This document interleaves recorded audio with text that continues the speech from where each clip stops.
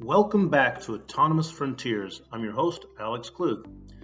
In our previous episodes, we've talked a lot about the what, the technology, the mergers, the market dynamics. Today, I want to focus on the how. How do you lead when the stakes are high, the information is incomplete, and the pressure is immense? How do you build a team that can execute a complex mission, whether on the battlefield or in the boardroom? Long before I was an entrepreneur, I was a cadet at the United States Military Academy at West Point. My time there and my subsequent service as a captain in the U.S. Army Corps of Engineers was the crucible that forged my approach to leadership. The lessons I learned weren't just about military strategy. They were fundamental principles of character, discipline, and decision-making that have been the bedrock of my entire business career. So today, we're going to explore how battlefield principles translate to the boardroom. This isn't just theory. These are the practical, time-tested lessons that have guided me through building startups, running a gold mine in Peru, and taking companies public. The motto of West Point is these three simple words: duty, honor, country. It's not just a slogan, it's an entire ethical framework. Duty is about fulfilling your obligations, no matter how difficult. Honor is about maintaining your integrity, especially when no one is looking. And country is about selfless service, committing to a cause larger than yourself. In business, you can translate this directly. Duty is your responsibility to your shareholders, your employees, and your customers. It's about delivering on your promises. Honor is your corporate ethics. It's about transparency, fair dealing, and building a company that people can trust. And country becomes your company's mission.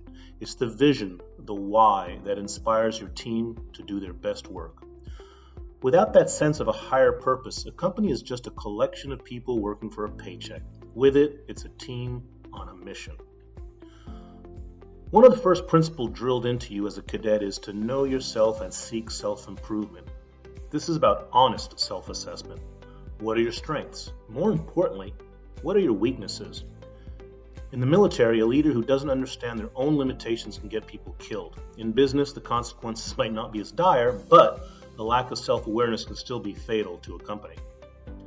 I learned this lesson firsthand when I transitioned from the military to the private sector. I had an engineering degree from West Point and leadership experience, but I knew I had gaps in my understanding of finance and corporate strategy. And that's why I pursued an MBA at UCLA. It was a deliberate act of self-improvement to acquire the skills I knew I would need to succeed in this new environment. That decision paid dividends throughout my career, from my early days at Cambridge Technology Partners to structuring complex private equity deals as a partner at DC Associates. Another core military principle is to make sound and timely decisions.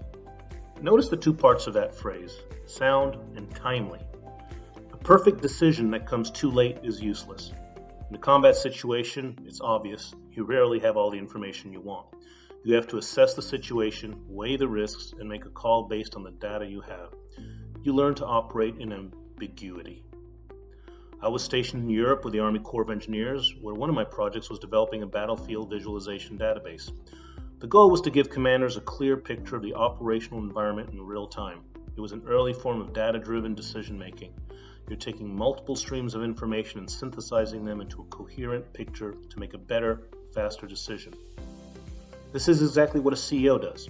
Think about running a gold mine in Peru, as I did with Alta Gold. You're dealing with geological uncertainties, fluctuating commodity prices, complex local regulations, and a remote workforce. You'll never have perfect information. You have to trust your data, trust your team on the ground, and make the call. Do you invest in new drilling? Do you adjust the processing operations? Do you hedge your gold sales? Waiting for certainty is not an option. The ability to make sound, timely decisions in an uncertain environment is what separates successful leaders from the rest. This brings me to perhaps the most important lesson: mission first, people always. This might sound like a contradiction, but it's not. It means the mission is the priority, but you can only accomplish the mission through your people. Taking care of your team, their training, their well-being, their professional development is not a distraction from the mission, it is essential to it. When I was tasked with building the telecommunications company Alex in Venezuela, we started with just seed funding. The mission was to build a national telecom provider from scratch. To do that, I had to build a team, a sales force that eventually grew to 6,000 people. I couldn't be everywhere at once. I aim to empower my leaders, give them clear objectives, what we call commander's intent in the military, and then trust them to execute. My job was to make sure they had the resources, the training, and the support they needed to succeed. By focusing on our people, we accomplished the mission. The principle also involves taking responsibility. One of the Army's leadership tenets is to seek responsibility and take responsibility for your actions. When things go right, a good leader gives the credit to their team. When things go wrong, a good leader takes the blame. This builds trust and loyalty like nothing else. It creates a culture where people are willing to take calculated risk because they know their leader has their back.